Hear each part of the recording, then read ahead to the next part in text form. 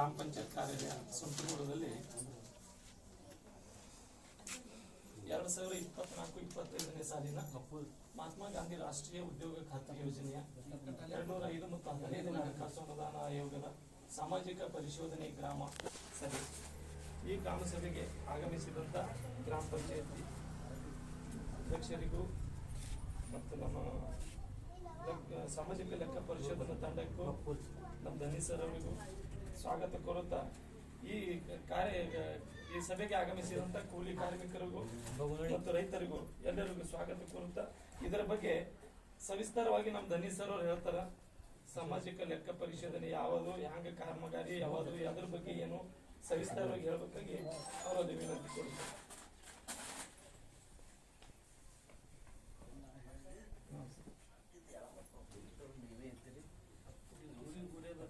ಅವಾಗ ಚರ್ಚೆ ಆಗ್ತದ, ಅವಾಗ ಸಮಸ್ಯೆಗಳು ಹೊರಗೆ ಬಂದ್ಬಿಡ್ತಾವ. ನೀವು ವಿಡಿಯೋ ಆಗಿರ್ತಕ್ಕಂಥ ಎಲ್ಲ ನನ್ನ ವಿಡಿಯೋದಿಗೂ ನಮಸ್ಕಾರಗಳು.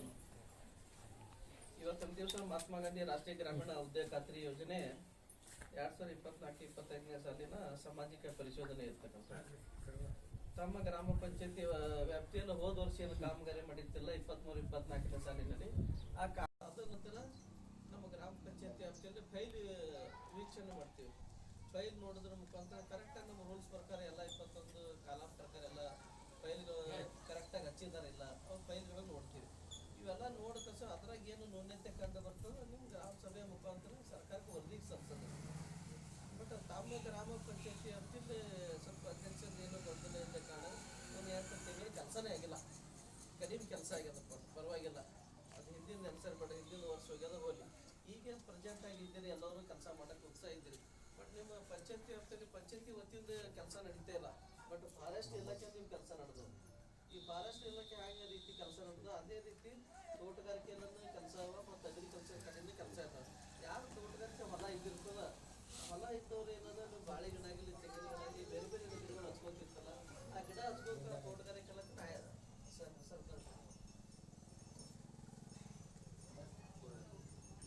ಆ ತೋಟಗಾರಿಕೆ ಇಲಾಖೆ ಭಾಳ ಸಹಕಾರ ಇದ್ದಿರ್ತದೆ. ಅದಕ್ಕೆ ಯಾರು ಆಸಕ್ತಿ ಇದ್ದ ನಮ್ಮ ರೈತರು ಕೆಲಸ ಮಾಡ್ಕೊತಾ ಇದ್ದಾರೆ. ಬಟ್ ಆ ತೋಟಗಾರಿಕೆ ಇಲಾಖೆಯಿಂದ ಯಾರು ಹೆಲ್ಪ್ ತೋತಾ ಇರ್ತಾರೆ.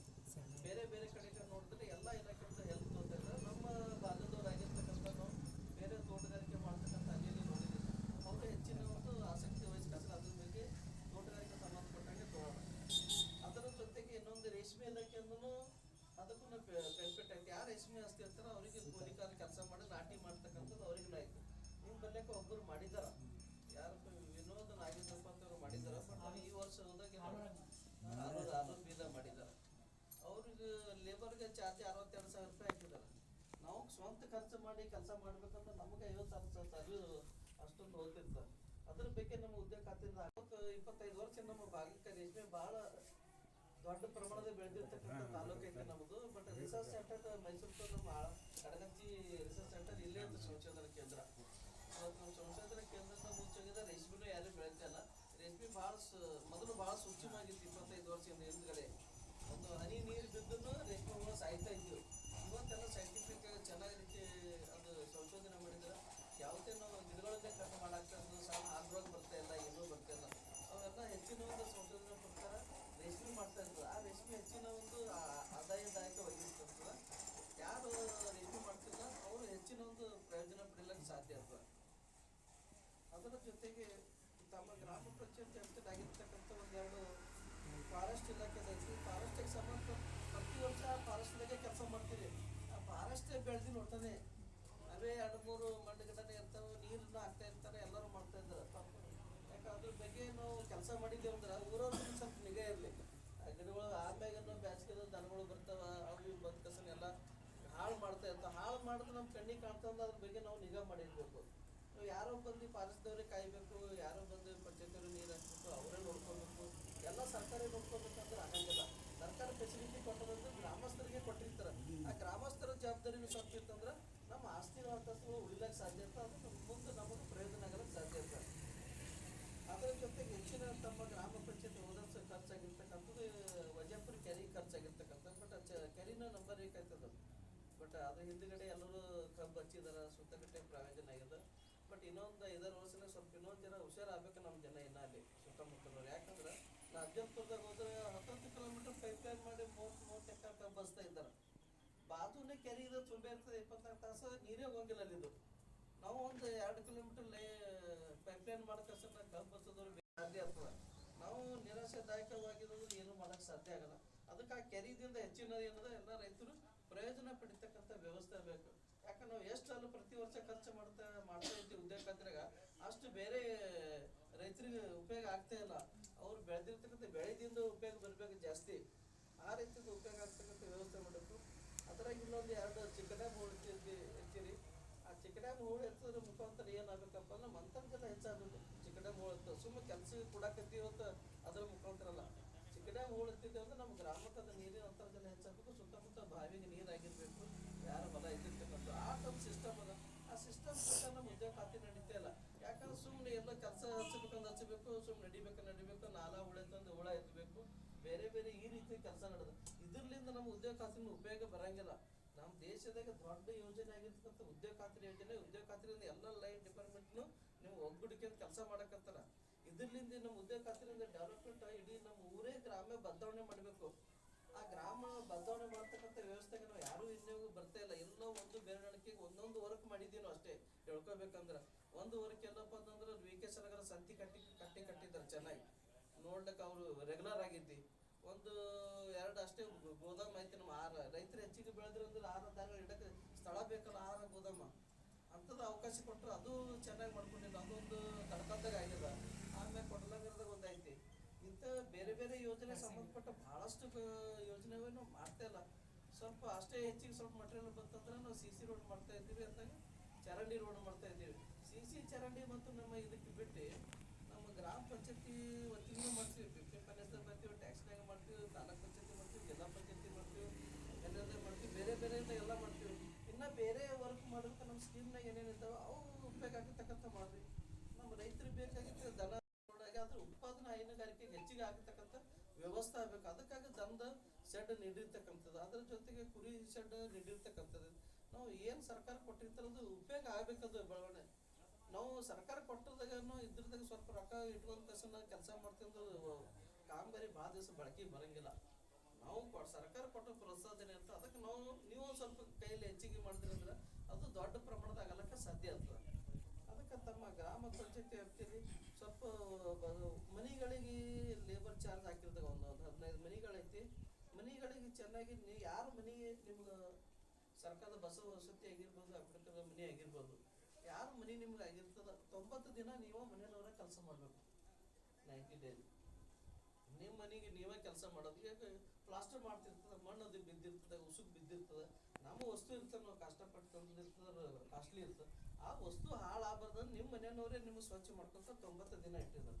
ಅದಕ್ಕೆ ನಿಮ್ಮ ಮನೆಯವ್ರೆ ಯಾರು ಇದ್ದಿರ್ತ ಅವರೇ ಮಾಡ್ಕೊಂಡು ಅವರೇ ಕೆಲಸ ಮಾಡ್ಕೊಂಡು ಚೆನ್ನಾಗಿ ಮಾಡ್ತಕ್ಕಂಥ ಮಾಡಿ. ಅದ್ರ ಜೊತೆಗೆ ಒಂದು ಕ್ಷೇತ್ರ ಬದು ಐತಿ.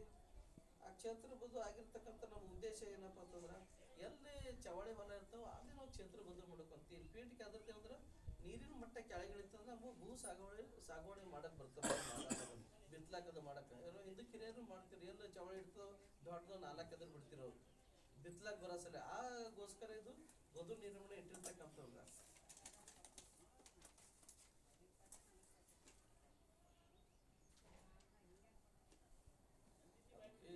ಇಷ್ಟೊಂದು ಆಯ್ತು ತಮ್ಮ ಒಂದು ಗ್ರಾಮ ಪಂಚಾಯತಿ ವ್ಯಾಪ್ತಿಯಲ್ಲಿ. ಅದಕ್ಕೆ ಮುಂದಿನ ಒಂದು ದಿನಗಳ ತಾವೆಲ್ಲರೂ ಹೆಚ್ಚಿನ ಆಸಾಧ್ಯಾಕವಾಗಿ ಕೆಲಸ ಮಾಡ್ತಕ್ಕಂಥವ್ರು.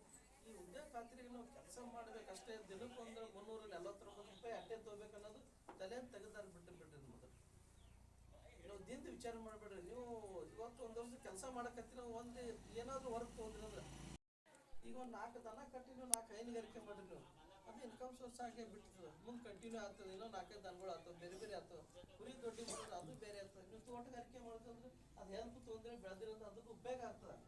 ಈ ಉಪಯೋಗ ಆಗತಕ್ಕಂಥ ನಮ್ಮ ಉದ್ಯೋಗ ಖಾತ್ರಿ ಇದ್ದಿರ್ತಕ್ಕಂಥ ಈ ಉಪಯೋಗ ಪರಿಪೂರ್ಣವಾಗಿ ನಮ್ಮ ಹೈದರಾಬಾದ್ ಕರ್ನಾಟಕ ಯಾರು ತೋರ್ತಿಲ್ಲ. ನಾ ತಿರ್ಗಾಡ್ತಕ್ಕಂಥ ಸಂದರ್ಭ ಬೇರೆ ಬೇರೆ ಕಡೆ ಎಲ್ಲ ಹೋಗಿದ್ದೀವಿ. ಅವ್ರಿಗೆ 1 ಎಕರೆ 2 ಎಕರೆ ನಾವು ಎಲ್ಲಿ ತಕ್ಕ ನೋಡಿ ಅಲ್ಲಿ ತಕ್ಕ ನಮ್ಮ ಹೊಲವ.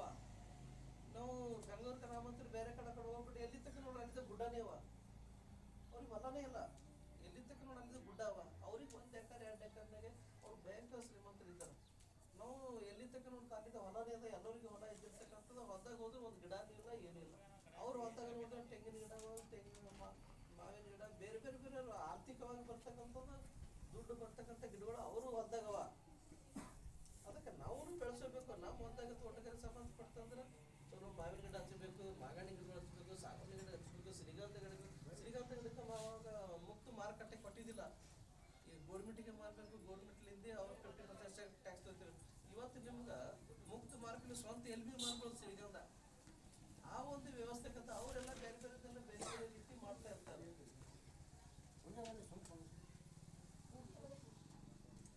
ಅದಕ್ಕೆ ನಿಮ್ಗೆ ಹೇಳ್ತಕ್ಕಂಥ ಇಷ್ಟೇ, ಉದ್ಯೋಗ ಖಾತ್ರಿ ಇದ್ದಿರ್ತಕ್ಕಂಥದ್ದು ಭಾಳ ದೊಡ್ಡ ಯೋಜನೆ ಅದ. ಇದು ಸಂಪೂರ್ಣವಾಗಿ ಉಪಯೋಗ ತಿಳ್ಕೊರಿ.